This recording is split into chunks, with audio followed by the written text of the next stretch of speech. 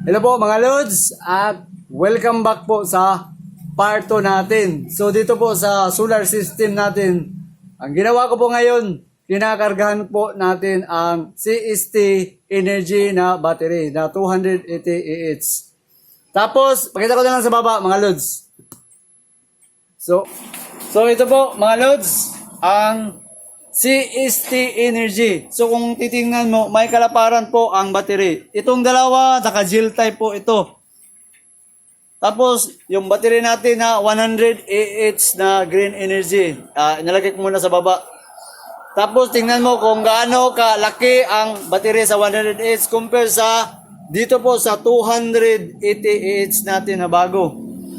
So, yan po. Kinakargahan ko po ng sa solar panel natin. So, ang karga natin umabot na sa 14.4. Tapos, nakalagay dito sa charge controller sa Samdon is A02 kasi full charge na tayo. Dito naman nakalagay sa Samdon inverter natin, naka 14.6.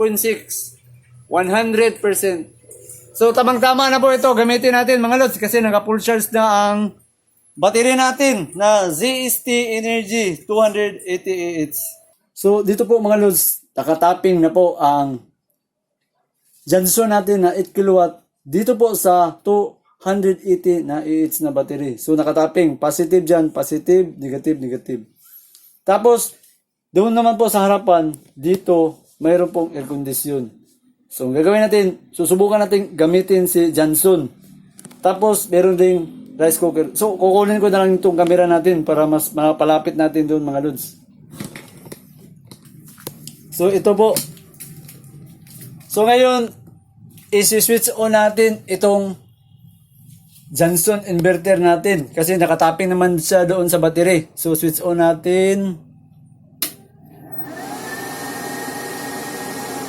So, ayan po. Naka 14.4 talaga ang battery natin. Naka full charge sa 14.4. Tapos, ang voltahe niya nasa 227. 32 Celsius, 60 Hz. So, ayan. Tapos, dito sa baba, ipa-plug ko po ang aircon natin dito, mga Lods. So, hindi ko pa na-plug. Yan. Tapos, simple. Mas maganda ito kasi makikita natin dito, mga Lods, ang wattage na gagamitin sa air condition. Ang air condition pala dito, mga Lods, ay naka 3-port. So, hindi ko makita yung limpit. Nastagilan po ang limpit dito. So, okay lang kasi makikita natin ang wattage doon. Kung ilan ang wattage sa 3-port na air condition. Naka-gray saka non-inverter po ito ang gamit natin. Hindi naka-inverter, non-inverter. So, switch on tayo. So, sa ngayon, 0 volts pa po. 0 watts ang nakalagay. So, switch on natin ang... Sakuan muna tayo. Dito muna tayo sa pan muna tayo kasi mayroong pan, low call, medium at saka high call. So, sa pan tayo. So, yan pan. So, ang wattage sa pan, tingnan natin mga Lods. Pumapalo po siya sa 72 watts ang aircon natin. Hindi pa gumagamit ng cool pan. Ito pa lang ang pan, wala pang low cold. 72 watts. Ang voltahe natin nasa 14.3 volts. So, isi-switch on na natin ang local. Dito po mga Lods. So, local na tayo. Ito, ilolocal na natin. Yan, local. Pumapalo sa 1,000 ang starting power doon. So, nasa 500. Kanina, umabot yun sa 1,000. 1,100. Ito ngayon, nasa 600. Pabago-bago, 600 plus. So, bumaba. Nasa 500 plus na lang. Ang voltahe natin sa battery, 13.8. Ang voltahe sa AC output 228. Yan, makita po ang 500 bumaba na. Medyo bumalik sa 600 ang wattage sa aircon. Yan. Oh. Tingnan natin sa aircon. Yan. So, tingnan ko muna dito sa wire natin. Tingnan natin yung wire natin mga Lods. So, okay lang. Kasi, ang wire na pinadala sa atin is nasa 35 mm squared. Katumbas lang po ito sa 1 AWG. Ang current ampacity nito nasa 115. Siguro mas maganda kukunan natin ng amperahe kasi meron kilometer naman tayo. So mga lods, gagamitan natin ng ito, kilometer. Titingnan natin kung ilan ang current sa wire na pumasok. Sa ngayon, ang gamit natin 684.85 sa aircon na ginamit natin sa local. So kukunan natin siya ng kilometer. So ito po mga lods, kukunan natin. So pumalo na siya sa 47 ampere. Oh, yan, aircon pa lang, 47 ampere sa input voltage sa 12 volts. So, ang voltahe na dito sa battery natin, umabot na sa 13 volts, mga lods. Tapos, tumaas na ang gamit sa aircon, 697. 220 na o 700 na, tumaas na. So, yan, makita naman, umandar ang aircon natin. Naka-local. So, gagawin natin, dagdagan natin ito. Para naman makita natin kataas. Meron po akong yan, sa likod naman ito po, rice cooker dito mga lods, naka 1.5. Ang wattage dito, naka 500 watts. So 500 watts ito, isasaksak natin ito. So kasali natin ito, so saksak ko ito. Kasi dalawa naman po ang saksakanan sa Johnson. Okay.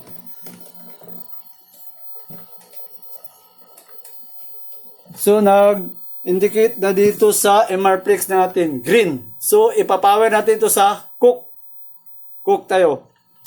Yan, red. So, ilan na ang watts na gamit sa taas?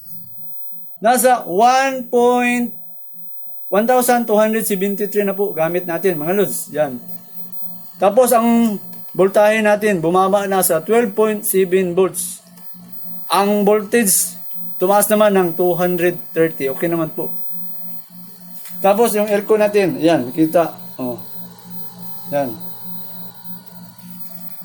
Tingnan natin. Tapos, kukunan natin ulit ng kilometer. Ilan na ngayon ang current na gamit dito? Yan po mga lods, 93.9. So, hihiramin ko muna ang wire kung iinit na ba ang wire. So, okay pa po ang wire. Okay pa ba ang wire natin? Medyo maluwag po ito. Kailangan kong higpitan muna mga lods. Medyo maluwag. Uminit ito yung isang wire. Higpitan natin. So gagawin natin, isa-shut off muna natin ito. Kasi lumuwag. Uminit yung isang wire na itim. So nag-cut off tayo. 612 na lang natira. Nag-pan po ako mga lods. Kasi uminit yung itim na wire. Medyo maluwag. Pakikita ko sa inyo. Ito, lumuwag po ito. Ayan, makita naman. So, kailangan higpitan ng maayos. So, higpitan natin. So, isa-shut off muna natin ang rice cooker. 620 gamit niya. So, shut off. Tatanggalin ko na lang dito mga lods. Yan. So, ang natitira na lang, 172. Kasi nakapan po ang setting pa dito. Yop ko muna. Yan. So, ang natitira dito ngayon mga lods ay wala na. So, ang battery, naka 13.4. So, dito po, uminit po ito ngayon. Napakainit. Ito, hindi. Kasi maluwag po, makikita naman. Tamang-tama, mayroon po itong temperature. Pakita ko sa inyo, bakit tinanggal ko na. Kasi, mainit yung isang wire. Ito, hindi. So, delikado. Kasi matas ang karet. Hindi mahigpit tarong. Hindi mahigpit pagka lagay sa terminal. Pakita ko sa inyo. Yan, temperature mga lods. Kukunan natin. Dito ang pula ay, tingnan natin. Ang pula nasa 20-30 ampere o 30 temperature. Itong black, o yan mga lods, bumalo sa 60. O, bumalo po ang wire sa 60. Yan, 66. Itong isa, 30 lang, 30 Celsius.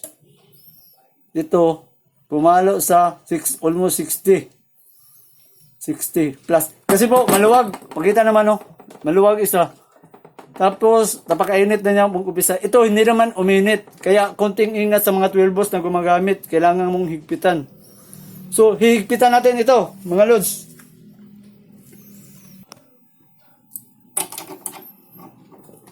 So, ayan po, mga lods. Nahigpitan ko na. Hindi ko alam bakit lumuwag kanya. Hinigpitan ko ito ng maayos. Hindi ko alam, bigla na po siyang lumuwag. Siguro sa mataas na load. Umabot na yun sa 93. So ayan, balik tayo. Subukan pa natin ulit. Ang natitira na lang sa voltahe sa battery is 13.5. Subukan natin ulit. So, switch on tayo. Switch on na yun. Switch on. Yan, pan. Pan. 70. So, kapag pan, mahina lang po talaga mga lods. Kasi nga, hindi pa nakapasok ang preon dito sa aircon. 13.4 na lang ang battery natin. Tapos, local tayo. Yan, local. So, ilan ang ang watts dito ngayon? Nasa 600. Yan, pataas. Tumaas mga lods. Almost 790 watts ang gamit natin. Tapos, ang battery, nasa 13.2. 60 Hz. So, yan, makikita, local tayo. Ngayon, susubukan natin i-medium cool, mga lods. Medium cool tayo. Medium cool. Yan. So, tingnan natin dito. Naka 740 watts. Ito, medium cool. So, ilalagay pa natin sa high cool tayo. High cool. Lipat natin sa high cool, mga lods. High cool tayo. Medium cool. High cool. High cool. Yan, high cool. Balik tayo. So, yun pa lang. Yun pa rin. 728 watts ang gamit. Ang battery nasa 13.2. So, makita mo kahit naka-low, medium, high, halos magkapareho lang pala ito mga lods. Ang pan lang dito sa aircon malakas. So, ayan. 720 watts at ang battery ay naka 13.2. So, kung dito po ang pagbabatayan natin sa aircon, subukan natin mag-compute dito sa aircon. So, ilan ba ang kakayanin sa aircon? Pag pinatakbo natin sa 280 AS, gamit ito. Ito mas maganda, yung actual ang gagamitin natin. So, subukan natin. Di ba, ang gamit natin na battery is, pakita ko na lang dito. Yan, 280 AH. Ita-times natin sa 12.8 nominal voltage. So, yun po ang makukuha sa full wattage po sa battery. Ilalagay ko na lang dito. 3,584. I-divide natin sa actual. 752 ang watts sa aircon na report. Yan, maganda. 753. So, i-divide natin ito mga lods. Makakuha tayo ng divide natin sa 753 na gamit sa watts ay papalo po siya sa 4.7. So, papalo po mga lods sa 4.7 hours ang gamit kung ganito. Pero sa actual po, ito hindi naman palaging naka 753 kasi nga meron niyang thermostat ang aircon. So, meron po siyang standby use. Balik po siya sa low fan. Babalik po siya sa pad nga gamit. So, ang pan doon nasa mga 70 to 80 watts. So, possible, tataas pa po ang gamit sa aircon. Kung gagamitin talaga sa actual. Ito, ang computation natin dito sa 73, continuous na gamit na 753. Pero may mga thermostat naman po ang aircon. Pero ang gamit natin dito, mga lods, naka high cool. Nakalimutan ko. High cool pala. Pakita ko sa iyo. Naka high cool pala ito. Oh. Diba, naka high cool. So, gagawin natin, ibababa natin siya sa local. Kasi 3-port ito, mas malakas. Maliit lang gagamitin. So, ilulo natin ito. Medium, local. Balik tayo sa local ang gamit. So, konti lang nabawas mga lods. 750. Mataas pa rin.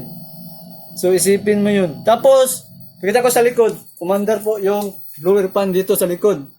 So, hindi naman siya maingay. Iyon ang maganda. Ito maganda mga lods kasi doon sa jam doon, maingay po basta ma-start yung blower fan. Ito parang walang nangyari.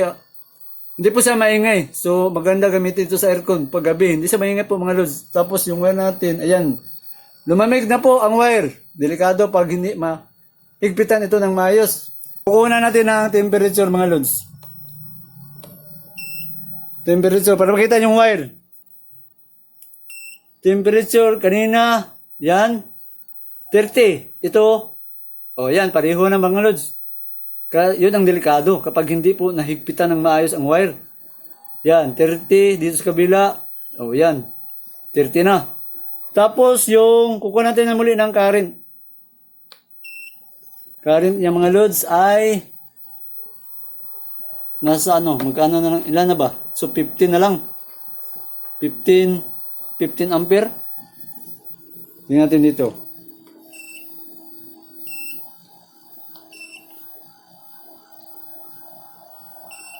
Yan, kuha natin. Nasa 50. 48. Kuha na lang mga lods. 49 ampere. Yung isa.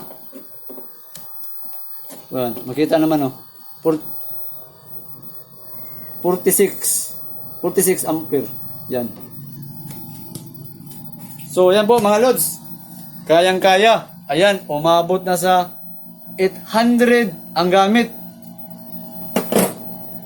So, 800 ang gamit. Ang battery natin nasa 13.2. Mataas pa rin ang battery natin. 800 watts na ang gamit. Ang voltahe, okay naman. Nakaabot sa 230. So, kung makikinig mo dyan mga lods, ma-start po ang blower pa natin. Yan. Oh. So, ayan. Maganda po ito. Hindi siya maingay mga lods. Oh, yan. 800 ang gamit, grabe 3-port, 800, aabot pala sa 800, kahit 3-port lang na aircon. Yan.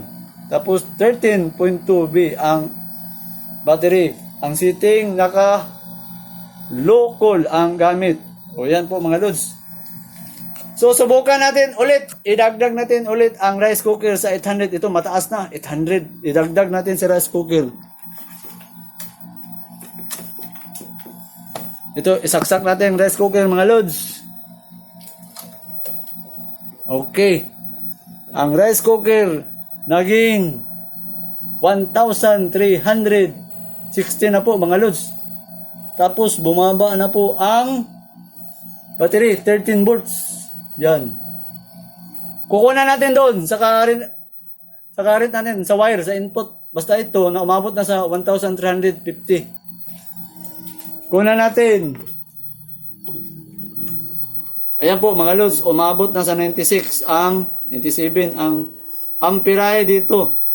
So itong wire naman mga lods, ang maximum dito kaya, ito hindi pa uminit, kayang-kaya lang, temperature tayo. Kayang-kaya. Nasa 29 Celsius lang. Itong isa, 32, 33. Tingnan natin ulit. Kaya ra. Pero plano ko dito, gawin ko ito siguro 2-0 mga lods, para sure tayo. Kasi nga plano natin, baka umabot tayo sa 1.5.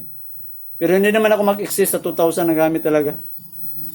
So far po ngayon, ang gamit natin, siguro mga nasa 10 minutes na tayo.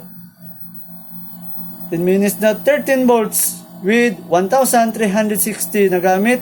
230 ang voltahe, 6 Hz pa rin. Okay. Tapos, pakita ko muna dito yung ginamit natin na Emerflex. Ayan po. Tubig lang gamit ko. Pang testing natin. Ayan. Okay. Yan po ang local. So, 13 volts. So, kayang-kaya mga loads. Kung ito lang ang load ang gagamitin. So, ang gusto ko sa kanya, hikaramin natin. Malamig. Kukuha natin temperature para magklaro. Yan.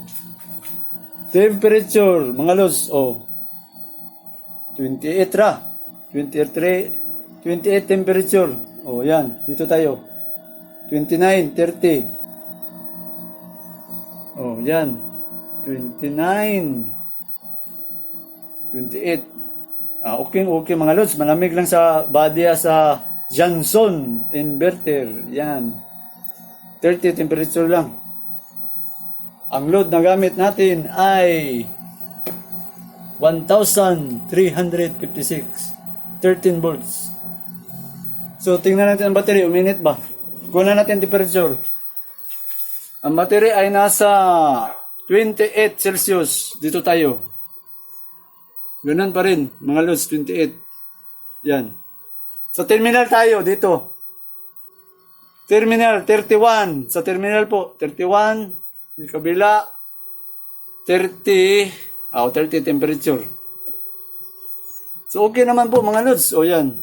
ang battery. Malamig, 28 Celsius po ang battery. Kasi pag umamot daw ito sa mga 90, sus, ang layo pa, 90 Celsius. Mag-trip itong BMS natin. O yan. So ilan ang current tayo? Current. Subukan natin ulit. Current mga lods. Yan, current tayo.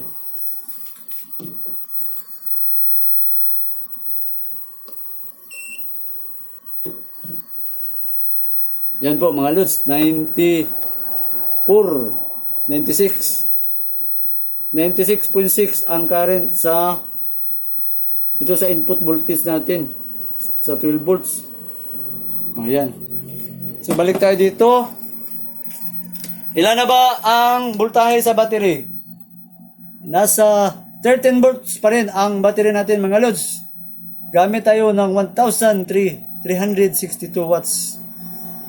Naka 230 volts at naka 60 Hz. So ito, maganda gamitin kagabi kung gamit ka ng aircon. Kasi po, wala po siyang ingay. Hindi ka patulad sa ibang power inverter. Katulad sa Samsung, napakaingay. Basta gumamit ka ng mataas na wattage, napakaingay po sa blower. So disturbance po yun paggabi. So ito, madinig naman kung tumunog yung kwan. Siguro mas maingay pa ang aircon. Tingnan nyo mga lods. Yan, oh. Loko lang ang gamit natin. Oh. Wala, hindi maingay po ang power inverter na Johnson. Tapos po, ang lamig. Wala. Oh. Yung pan, hindi ko alam kung tumakbo kasi nga, hindi maingay. So far, so good. Nasa 13 volts pa rin ang battery. 1,360 watts ang gamit to 30 volts. So, ayan po mga lods. Okay naman po ito. Ito, maganda talaga ito gamitin. Kung wag mo nang isagad sa ganito na 4,000, hindi po maganda sa mga high frequency po mga lods. Ang high frequency, mas safe gamitin kung kalahati lang dito ang gagamitin mo. Pero kung isagad mo ito, nako, delikado ang mga high frequency. Madaling masira ang mga high frequency kapag isagad talaga. Hindi katulad sa mga low frequencies, katulad sa Samsung, yun ang may kaya po mga lods. So ngayon mga lods, pakita naman natin kung paano pag isa-shut off na natin ang mga gamit. Ano bang mangyayari dito sa 13 volts na natira? So ang 1,360 na nagamit natin, yun ang sa aircon at saka itong ginamit natin na rice cooker na 500 watts, 1.5 liter po na rice cooker. Ito, 3-port na aircon, non-inverter po ito. Tapos dito po, halos siguro nasa 15 minutes na po ang gamit natin. Nasa 1,360 ang gamit. Tapos hindi po maingay ang inverter. So gagawin natin, tatanggalin muna natin itong supply sa rice cooker para makita natin ano bang mangyari dito. Tanggalin natin rice cooker. So nag 812 na lang. Tapos tumaas ang battery. Muling bumalik sa 13.2 ang battery. Yan, 812. Lagpas na yata ito sa 1 horsepower na 746. Kaya mataas po talaga ang aircon. O, tingnan nyo. Hindi naman 1 HP ang gamit ko, 3-port lang. Pero ang nakalagay dito, 812 ang gamit aircon. So, ang aircon, para makita nyo, kasi mayroon thermostat naman. Hindi naman palaging nakalamig sa alukol. So, ilalagay natin siya sa pan. Ito po ang mangyari kapag umaktive po ang thermostat, nagpapan lang po ang gamit dyan. So, yan ang pan. So, pag gumana po ang pan natin, pag malamig na po, yan yung pan, 68 watts. Tapos, ang voltahe na po, muling tumaas sa 13.4. Kasi nga, hindi na gumagana ang preyon sa lamig natin, mga lods. So, pan lang ito, sa blower pan. 68 watts na lang natira. Tapos, pag i-off pa natin ito, off na natin. Yan, off. Oh. So, pag off natin, yan, makita naman, 0 watts na ang gamit at naka 13.4 pa ang battery natin, mga lods. Ang voltage nasa 231. Oh, yan. So, titingnan natin sa likod. Ano ba dito sa likod? Oh. So, kahit naka-stop ang aircon at rice cooker ito, mga lods, umiikot pa itong blower. Nadidinig ko may kunting nadidinig ko pa dito, mga lods. So, yan. Umestop na po ang blower. Wala nang ingay. Oh, yan. So, ang battery, ang natitira sa battery, tumaas ulit ang battery. 13.5 volts ang battery natin mga lods at yan, zero na. So, 31 volts ang battery. So mga lods, hanggang sa muli at maraming salamat. Saka paki-comment po sa baba kung may gusto po kayong itanong dito sa 8 kilowatt na Johnson inverter at saka doon po sa CST Energy na 280 AH na battery.